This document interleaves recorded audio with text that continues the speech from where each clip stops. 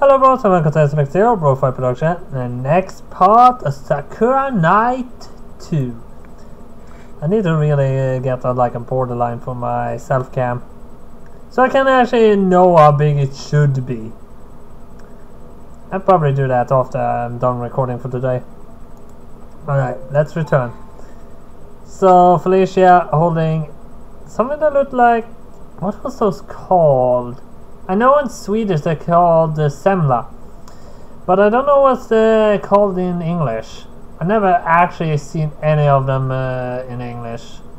I don't even think they are actually very existent outside Sweden. But at least it's like let's see, it's like kind of, well, a kind of a bread that I don't remember those called either, but it says bread. You cut off the top, put some cream, and then put the lid back on. And in the middle of them, there's something else that I really despise. I hate the taste of that. But let's continue reading. This is simply delicious. Felicia sighs with pleasure as she eats her breakfast. Her mouth and lips are spotted with whipped cream. These Coke buns are simply divine. I thought they are rather messy to eat. Perhaps I should take off my armor before it gets dirty. It doesn't look like she's even wearing a bra right now, so no. No, you shouldn't. Huh? Why ever not? Do I really need to explain that to you? I cross my arms, scowling as I do so. I don't want Felicia stripping in public. If she does, she gets kicked out from this bakery for sure, and that would be a shame. I like this place, and I don't want to get to be a person non grata. In public, people are supposed to keep their clothes on. They are pretty standard etiquette. As a princess, you should know this. It would be fine, my dear Estelle. You worry too much. I will still keep my skirt on, at the very least. You would not want people staring at my pineapple. I talk across Felicia Cree. At least she says something inappropriate.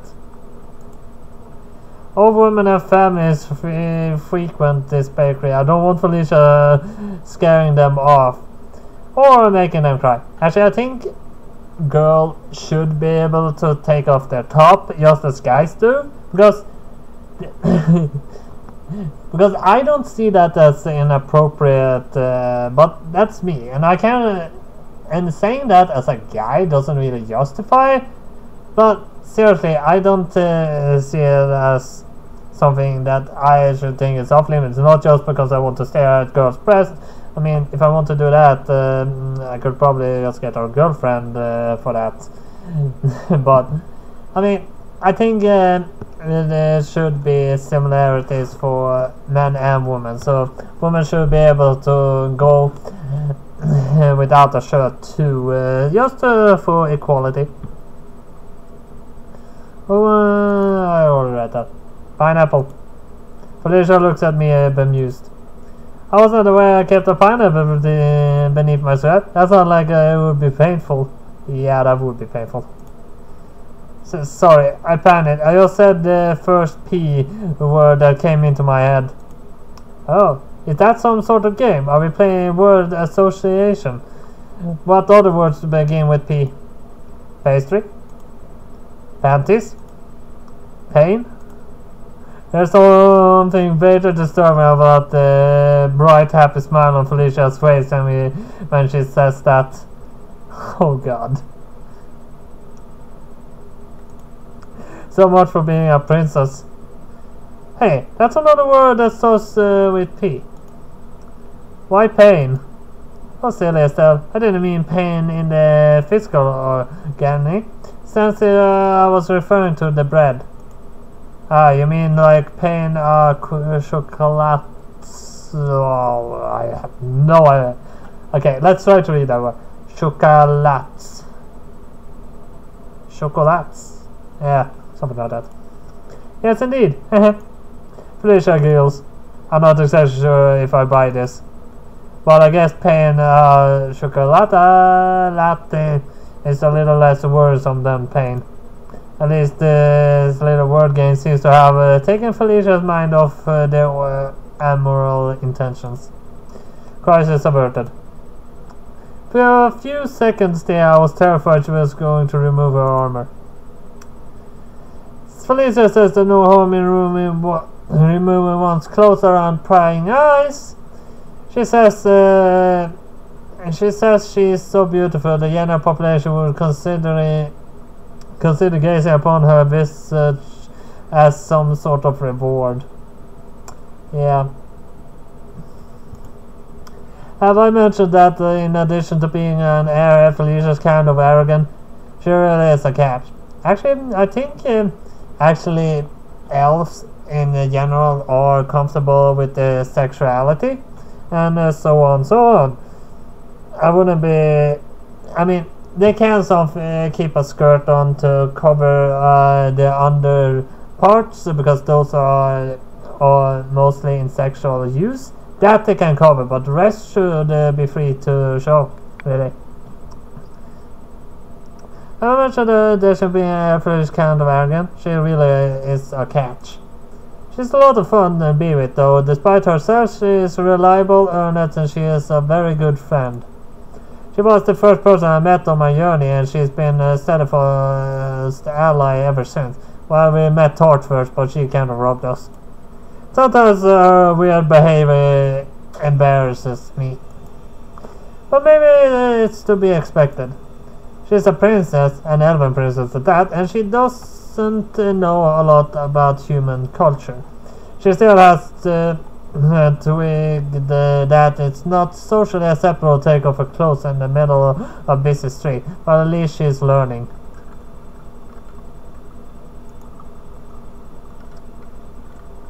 My party might be a strange one, but I wouldn't trade these girls for the world. Actually, let's see. Text speed. Put it out to max so you don't have to wait. Once our breakfast has been consumed, the four of us lays around outside the bakery. Men and women bustle past, lost amidst the throng city life. They all look busy. I wonder if they're on their way to work. Speaking of which, we should probably go to work too. The gate will be open by now, and I don't want us to miss out on any potential jobs. I voice these concerns to Felicia, who's become the de facto leader, and she nods.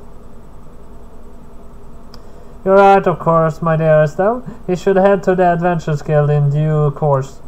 But first I wish to propose something. Like what? Hope it's not a proposal. Is that too much wordy to be understand? Like what? We've been taking a quest together since first I arrived in the city. As you had no sword of your own, I had to do much of the fighting for us. That didn't bother me, of course, as a princess, my duty. To help those less fortunate than yourself. Todd rolls her eyes, but she's smiling, and I think her words are in good humor. Yeah, like I haven't heard that dozens of times before. You're in a dire need of some new character traits, sweetie. Why? I have no idea what you mean. I think I'm very interesting. Multi-faceted character, thank you very much. Of course you do. Your based would say that. Honestly, I think Felicia might be a bit too multi-faceted, something. She's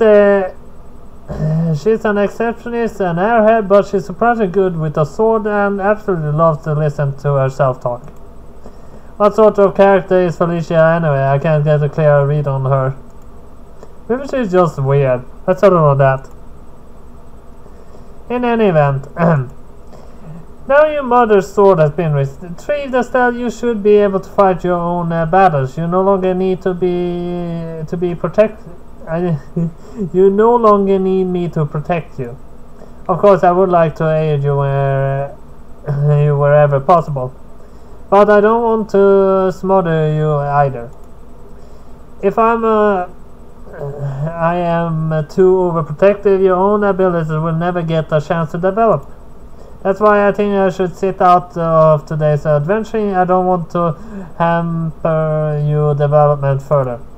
What do you think about that?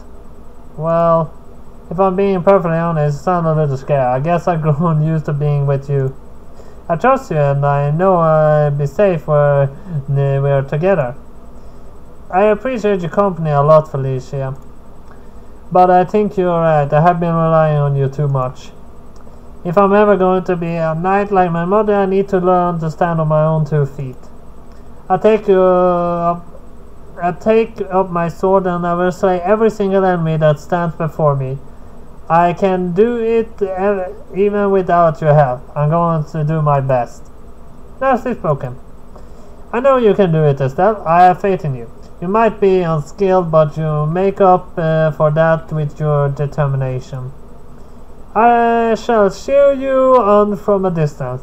Our hearts will always be linked to whether I'm by your side or not. Right. Thank you. Felicia, I do my best, though I don't want to fight on my own. Would it be alright if Rune or Tort accompanied me? That should be fine, yes. They need to do some combat experience too. I thought I wonder what they think about my proposal. Don't mind, I can fight. I help Esty. She my friend. Yeah, how pure-hearted you all are. I must say I'm rather surprised by this turn of events. Do you trust me enough to go adventuring with me, just the 2 of us? That's an awfully bold of you. Aren't you afraid I'll betray you again? No, I'm not. I have faith in you. You are a member of our party now, and I know you'll do the right thing. I know you have more integrity than you like to pretend. That's a very sweet sentiment. You really are adorable. Though that's precisely why it was so easy for me to steal from you in the first place. Yeah. You wouldn't steal from me. I wouldn't let you, even if you tried. We're going to reform you, whether you like it or not. My, how forceful you are. That sounds almost like a threat. Though I must say I don't dislike pushy women, in fact. I find them quite attractive.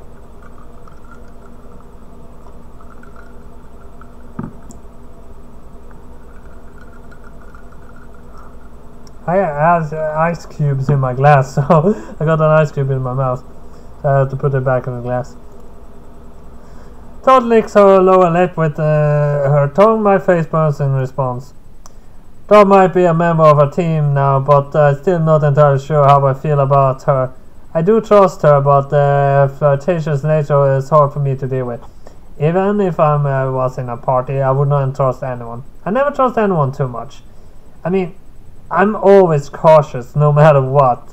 And that's really one reason why I never been pickpocketed or anything else, really. Never hurts to be too cautious. She seems to delight in teasing me. Her favorite pastime, beyond swindling stupid people, must be making cute girls blush. Not that I'm particularly cute. You can't stand to be even firmer with me, Estelle. If I'm naughty, I'll let you punish me. That sounds like a lot of fun. You know, like when I pushed you, you scream, you say it's okay now? No. It's not. It's only okay to push me around in very specific circumstances. Like lewd escapades, amorous encounters, ravishments. I'm all for a bit of role-playing, but I don't want to get generally hurt. You little monster. I'm monster? Yes, you are. You're far too rough. You even tried to drown me once. You deserve. You annoying. What? What? So you still have a grudge, even after listening to my sob story? You're tough enough to crack. I cracked you first. Crack your head. Smack. I'd like to see you try it, a little pipsqueak. That's an invitation? Bring it on. Alright, you two, calm down. We're getting off topic here. Felicia, who's somehow become the voice of reason, comes between the two bickering animal girls before they can start flipping tables and scratching out eyes. So Estelle, the choice is up to you. Who do you want to go adventuring with today? Well, let me see.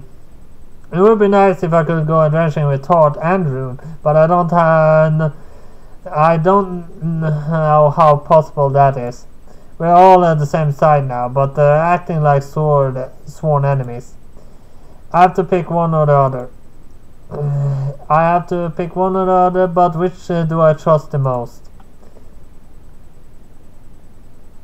So I can go with my own. Well, if I like the Tart and Rune the same amount, I would go on my own technically.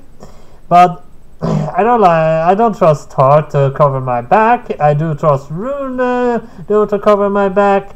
And usually in game I use a bow while a companion, if it's possible to have a companion, and keep fighting close. But now it's both close combat. But you can't kind of team with it.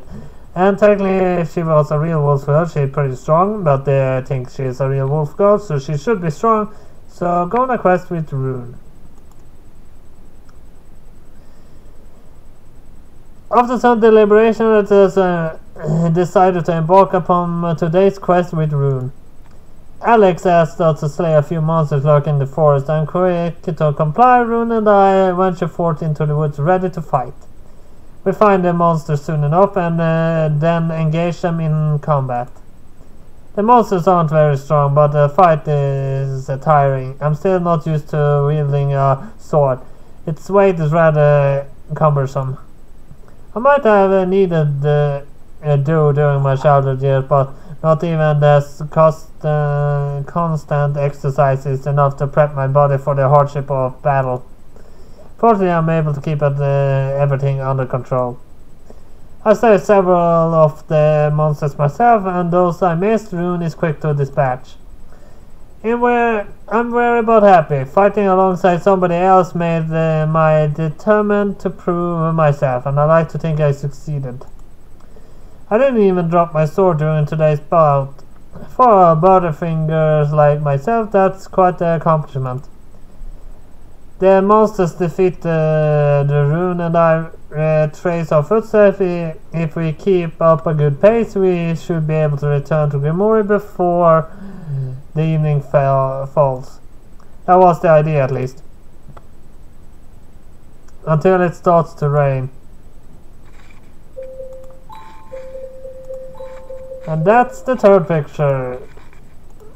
So that was all I have for Sakura Night 2 this time, so hit like and subscribe, and see you next time. Bye-bye!